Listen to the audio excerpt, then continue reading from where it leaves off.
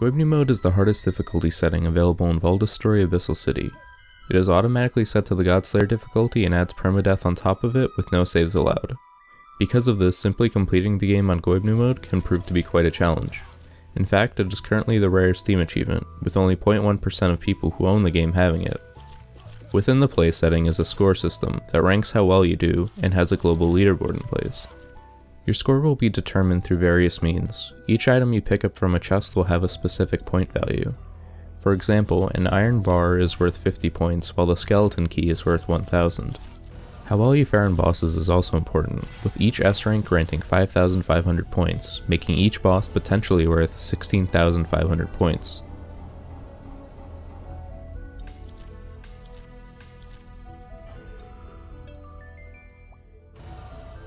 Finally, the last large way to get points is the time bonus, which is dependent on how quickly you complete the game.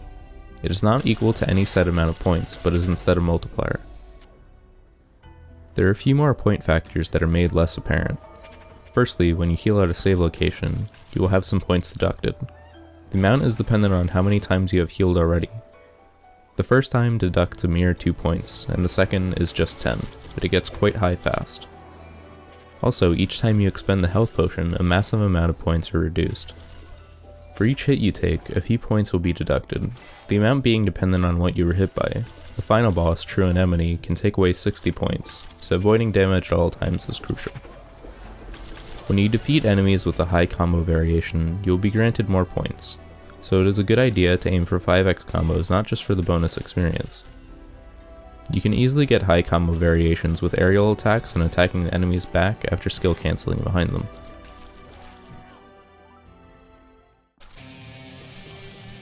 It's important to decide on what kind of build you want to tackle Goibniu mode with. If you're trying to go for high scores, you want to make sure that whatever you decide on, you won't have to farm too much for any gear upgrades. If you take too much time farming, you will miss out on time bonus, and every minute is important. Once you have a build thought up, you need to find out specifically what materials you're going to need and plan around it. For example, the only thing crucial in my build is the magic sword upgrade, which requires 12 spirit shards, 6 spirit stones, and 2 spirit crystals. Because of this, I farm the witches in the gardens and the soul rangers in the sewers. Typically you want to complete your weapon around the time that you get the demon key. This is around where bosses tend to get a lot stronger, and your final weapon is a huge power boost. Apart from farming, keep in mind that many materials can be obtained from chests. The magic sword needs a total of 8 steel, but I don't need to get any from drops, because there are exactly 8 chests on the way before I upgrade the weapon. For armor, I would recommend either paladin armor or the murderer's raiment, as both can be obtained very early and are easy to upgrade, while still being incredibly effective. Finally, it's a good idea to invest your first 2 points into luck to increase drop rates. At the first major path split, when you have the option of going to the sewers or the skyways to get to Ishq, it makes more sense to go to the skyways. This way you can get rid of the Yeti and Magus at the same time. It also allows you to grab the first Tamahagani on the way there. When you have the option to do either Engineer's Palace or the Ziggurat, Engineer's Palace is the preferred option.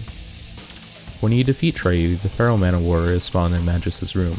This allows you to go from Engineer's Palace, then take the tram to Tagram, picking up all the items up on the way to Ziggurat, and of course after completing the Ziggurat, you are able to go down the skyways to fight the Man of War. Make sure you don't kill Distan, as fighting Soul Rage Azador counts as 2 bosses in the final boss bonus counter.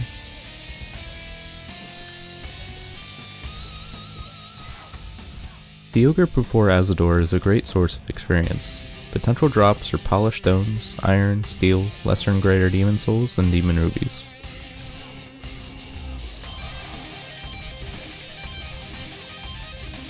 The witches in the gardens give very high experience as well as some important drops. Potential drops are polished stones, spirit shards, lesser and greater demon souls, and devil onyxes. This feral doesn't give very good experience, but can be a good source for spirit shards.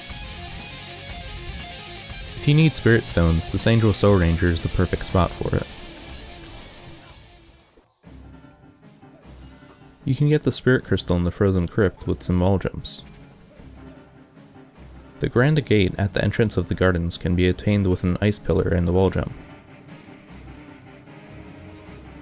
You don't need bolt jump to retrieve Axon.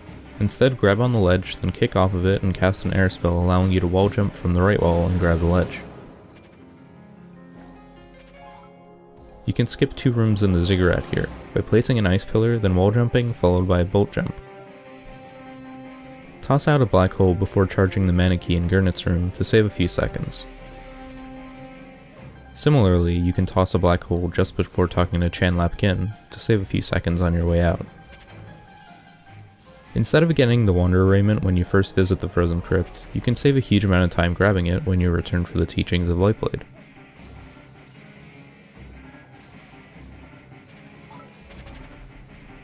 On the new final boss, True Anemone, you can kick off of the wall and follow it up with a wall jump to hit her head. This allows you to completely bypass any healing phase if you perform it well enough. While this isn't every single skip that I use, it shows the basics. Scoring well in Goibniu mode is all about planning out a route and going fast. It takes a good amount of practice, but is very enjoyable to run when you get it down. Good luck to anyone that decides to try out Goibniu mode, and I hope this video helps some of you out.